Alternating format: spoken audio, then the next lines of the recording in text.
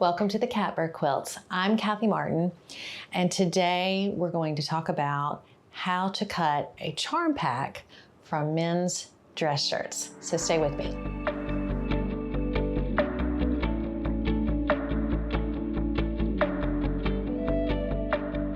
So true story, I've never used a charm pack because I got started making quilts from men's dress shirts. I didn't even know what that was. And I follow a lot of quilt pattern designers on Instagram for inspiration, and I don't know, I just do. And so before I knew all the terminology, people start throwing out charm pack friendly, jelly roll friendly, fat quarter friendly. So I'm like frantically Googling, what is a charm pack? And for those of you that don't know what a charm pack is a set of 42 5x5-inch squares, usually by the fabric manufacturer. So you might get one from Moda, there might be one from Robert Kaufman, there might be one from whoever. And so they are usually from a fabric line where all of the fabrics were designed together to have a cohesive color palette, which is sometimes called a colorway in quilting. And it's just 42 5x5-inch squares, and there are tons of quilt patterns that use charm packs, and you can use them and cut them, you can sew them as they are, but it's a pretty like industry standard. I don't know anything about the industry, but industry standard for quilt fabric manufacturers. And so I thought it might be helpful for us to look at how you would do that with a men's dress shirt. And again, this is one of those, like, I'm sure there are people using men's dress shirts to quilt. Well, I know they are because they comment or they Facebook friend me and tell me in private message, I do this, which is so exciting. I love the fact that there are a lot of us that are out here doing this, but nobody is really saying, here's how you cut it to make it work for you. So that's what I'm going to do today. So we're going to cut some shirts, plural, into 5-inch squares. If I were counting, which I might, we would do 42 of them. And I have a new project coming up that you guys are going to see a lot of, and we're going to use those 5-inch squares. So let's just get started. So in the pattern, dadgummit,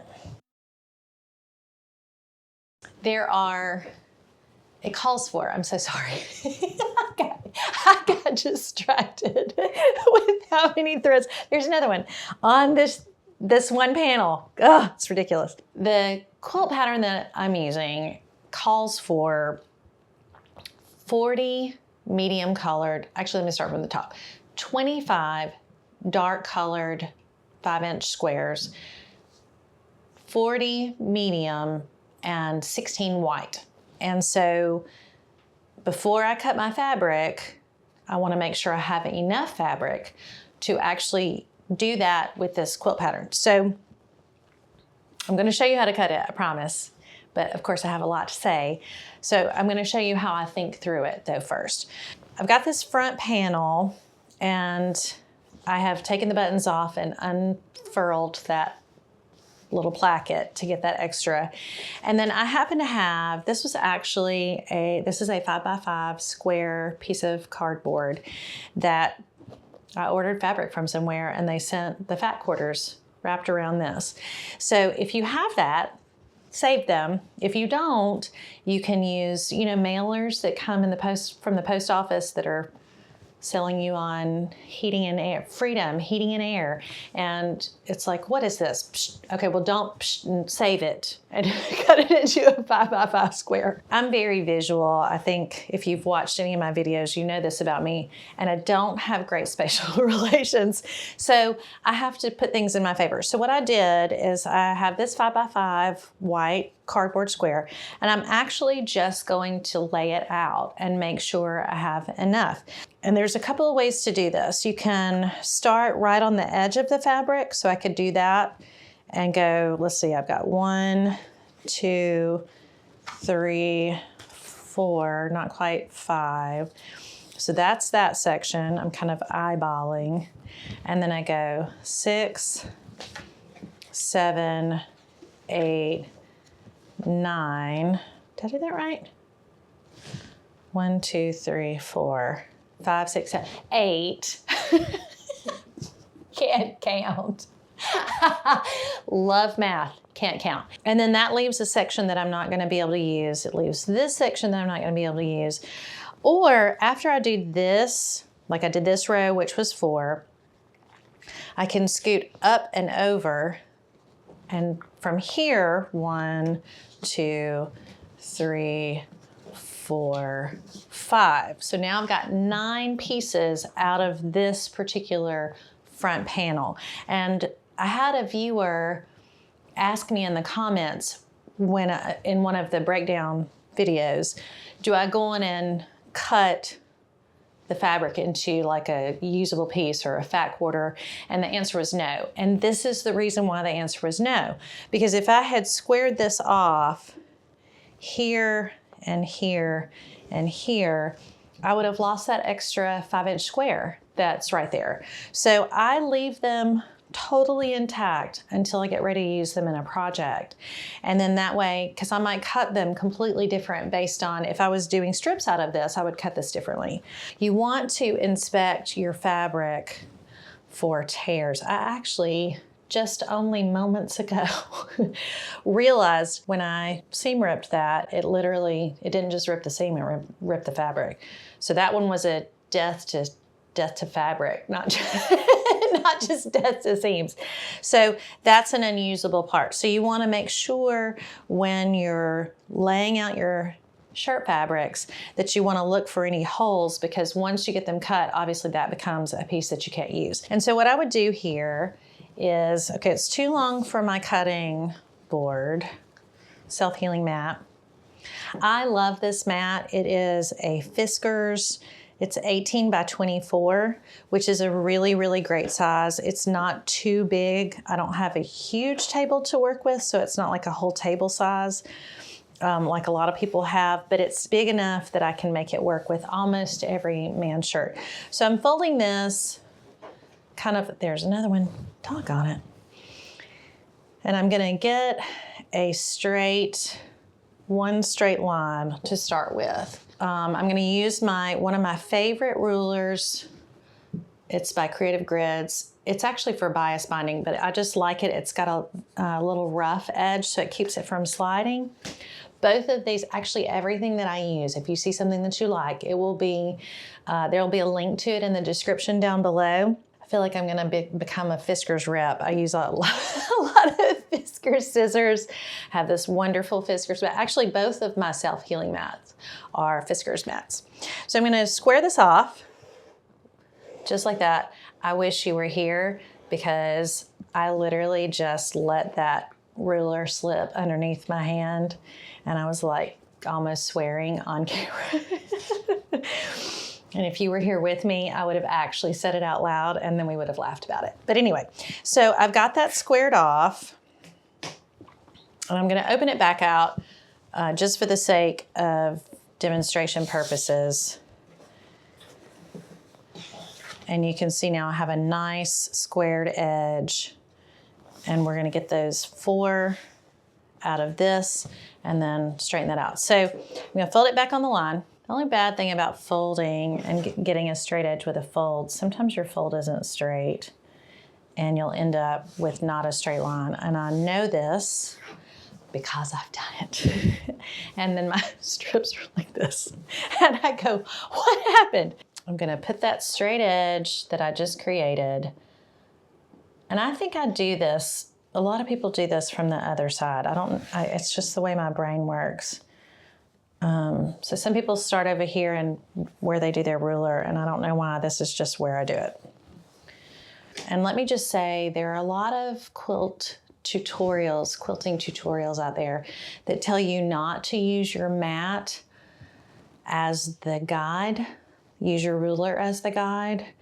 I don't know what it is about that. I can't I can't not use the mat. So I line things up on my mat. I've watched a couple of tutorials and they have the fabric like this, and I'm like, God, it stresses me out. Look again. It's like the Will Ferrell in Elf when he sprays the passion. He goes, passion fruit spray. And then he goes, ah! That's how I feel about not using the mat. So, I mean, I'm sure there's maybe those people are better or more skilled than me. I don't know. I have to use the mat. So I'm going to use my mat and my ruler in tandem. I like that word, tandem. So it's going to be 5 inches, 1, 2, 3, 4, 5, or if I can do math, 15 minus 10, or I can just eyeball it. And then I'm lining up to get a nice straight line right on my 10. And if I needed a check, which I could, look at that, perfect. And I'm just gonna cut a nice straight line right here. There are wonderful tools that you can use, like if you don't have the strength to hold your ruler down, which I think it's not about strength. I think it's about, I'm one of those people that I can't do my left and right independently with my head. I was the driver when I was 16, where if it's like, you're gonna turn left or you need to look left, and I look, my hands went with my head. I don't know, it's all right here together. So I have to be really careful when I'm cutting, because I will push so hard up against the ruler that I don't get a nice clean cut. So just be aware of that for yourself if you don't have a lot of experience. And there are all sorts of things, like you can get a suction presser thing that gives you a handle rather than trying to hold it with your hand. Anyway, I haven't got any of those yet. I've seriously thought about it. I'm one of those people that I see the suggestions of other people on Instagram and I go, psh, you don't need that. And then I break down and get it and go, why didn't I listen? Hard head, gosh. So I'm remembering that I have this hole right here. So I'm gonna skip that. And then don't ask me why I decided to put my fabric on top of my ruler. And now, because this is straight and that is straight and they're 5 inches across, I'm gonna get a nice straight edge on the other side. I feel like when I was in geometry, there's the couple, like you can do straight edge this way and straight edge this way, or you can do straight either side with parallel lines. Either way, you'll end up with a nice straight corner. That goes in my scrap bin. And now I'm just gonna go every 5 inches. Did you see that lovely way that I just counted there? That's the piano girl in me. 1, 2, 3, 4, 5. And I'm gonna cut actually I'm gonna leave my fabric mostly where it is. I might have to touch it up just a little bit to make sure it stays straight, because I didn't actually press this one well. 1, 2, 3, 4, 5. Oh, that's a good time to mention this. It really is wise before you get started to press your shirt fabric flat. If it has a very open weave, I would suggest using spray starch as well, because it can crawl and the spray starch will kind of help keep it nice. So there's 2.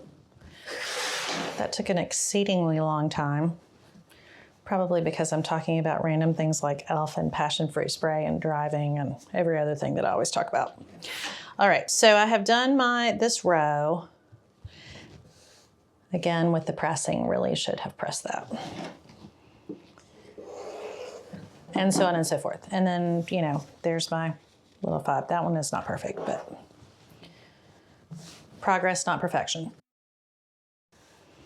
And then I'm gonna do my last 5-inch section. This is taking forever. That's a Sandlot reference. For those of you that have not seen that movie, run out and go watch it. I would continue to do that on that same piece of fabric. And you can see now I have a longer stretch with a nice squared off, and I'll get 5 out of that, and then there would not be enough to have another 5-inch square there. I did want to show you on this next panel. I will not make you watch me cut every single one of these 5-inch squares. This one, good grief, I have never, I should have taken this out and shook it before I laid it down. Gosh, okay, I'm gonna stop. When I went to take the pocket, when I went to take the pocket off of this panel, I just shredded it. I don't know if I was impatient or if it just pulled, or I thought, oh, I'll just get it started, and I went, and I have 2 huge holes. But this is the beauty of having like a little, if you make yourself a little pattern, I can see, okay, this is unusable, but from here down is fine, and from here above, I can get at least 1. I think the temptation would be to just cut that off and consider this not really an effective piece of fabric, but it's there depending on the size. So there's that as just a kind of word of caution, or hey, don't dismiss areas that maybe got torn or damaged in some way. Likewise with the sleeve, you look at a sleeve and it's like, oh boy, where do you start with that? And this one, I didn't cut that little leg piece off. So, and this is when, again, having a little pattern piece helps, because do we go this way or do we go this way? So I'm gonna start, we're gonna go, actually, so I'll get 1 there, and I'm gonna cut that off and have a nice straight edge. And then 1, 2, not quite 3 this way, and then 1, 2, and then 1 more. So really could do like a long stretch this way, but then it kind of runs you out of space on this side. I hope that makes sense. I wish all of you were here so they could go, does that make sense? And somebody would raise their hand and be like, will you show that again? So I'm gonna show it again. This curved part, normally I would cut that off and think that's not usable fabric, but it is, and I can see that visually with my square. So I'm imagining I cut that one. I'm not gonna do it because it will take me forever. Cut that off, and then now, ooh, sorry, that was real bangy. And then I'll be able to get, depending on how far over I go, not quite 3. And then 2 here, and then 1 here. Again, the reason why I don't cut my fabric into sections prior to, because sometimes you can get that 1 extra little spot. And then this is just a section that I was like, well, let me just stick that in with my stash, and look at that. As I'm doing this cutting, I'm kind of keeping a mental tally of how many squares I can get out. Before I got on camera and when I was planning this particular project, I actually laid out all of the fabric pieces, took my little square and did the 1, 2, 3, 4, 5, 6, 7, 8, 9, 10, and made sure I could get it all cut. So here's the medium ones. And again, what I will do is I will get a nice clean edge on one or both sides before I start cutting. Oops. So you go to the lowest place and then square that off so that I have a nice place to start. Now this one, and the reason why I am doing yet another shirt when most of you are going, got it, I got it, I got it, is the top of this shirt is wide enough to get 3 5x5 squares out of it.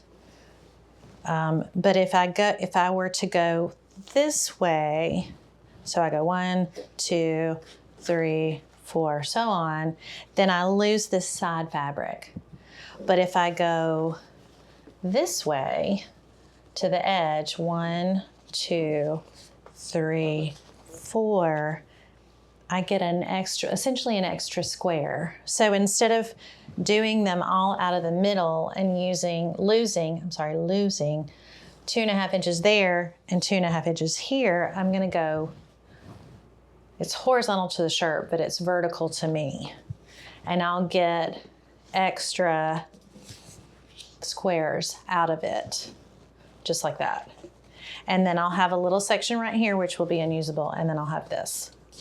So same with the sleeve. It's very similar to the dark blue one. It's really all in how you lay it out. So I'll get that one, cut that off, and then I'll be able to get 2 or maybe 3 out of each section. When we did the breakdown video and separating all the sections, I made a point of saying, don't get rid of the yoke of the shirt. And this one is an example that doesn't work, but it demonstrates what does work, which is if you are careful with your cuts and you get these little seams taken out carefully, a lot of times you can get an extra one of your pieces out of it. So the part about this doesn't work. The reason why it doesn't work is because it just misses it. But in a shirt, this was not a very big shirt. In a large or extra large, or for sure an XXL, a lot of times the yoke is bigger than you think, and you can get a whole extra couple of pieces out of it. You really have to be creative, which is great because this is a creative sort of craft in how you lay out your pieces. I will tell you that a lot of times I will start with the sleeve. And I think it's because I'm the kind of person that if there's something on my plate that I don't like to eat, I'll eat all of it first. I fed our children that way. So like if they didn't like green beans, I just like green bean, green bean, green bean, green bean, just like motor through it. Sometimes I would throw in a little pear or a little peach, just like, no, it's not all green beans.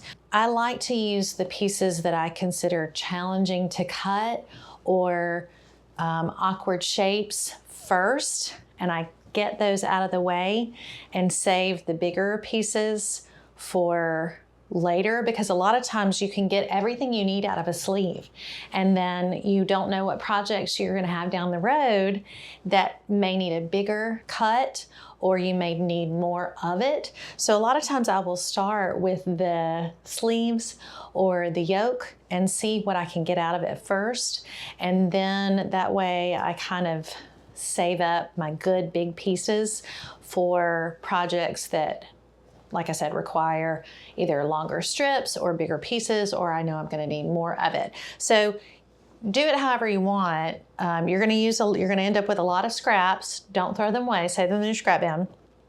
And but you'll be surprised at how much you can get out of the sleeve, out of the yokes, and definitely just being clever in how you lay it out, using your front and back panels really, really efficiently and in a way that gives you the most possible cuts. If I did both of these shirts, I would end up with well above what would be considered a charm pack of 42 squares. And now I'm gonna have all of this great fabric in usable chunks that I'm gonna make this really cool pattern out of. I'm very excited. So thanks for being with me today. Thanks for watching. This is the Catbird Quilts, and I'm Kathy Martin.